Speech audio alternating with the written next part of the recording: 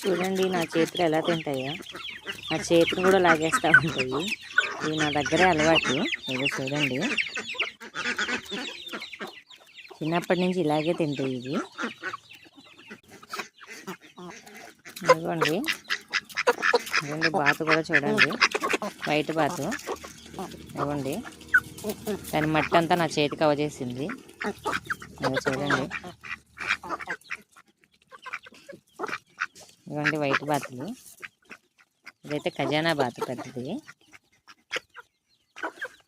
ఇదిగోండి చేతిలో ఉన్న ఆ ఒక్క గింజ కూడా వదిలిపెట్టట్లేదు. ఇదిగోండి,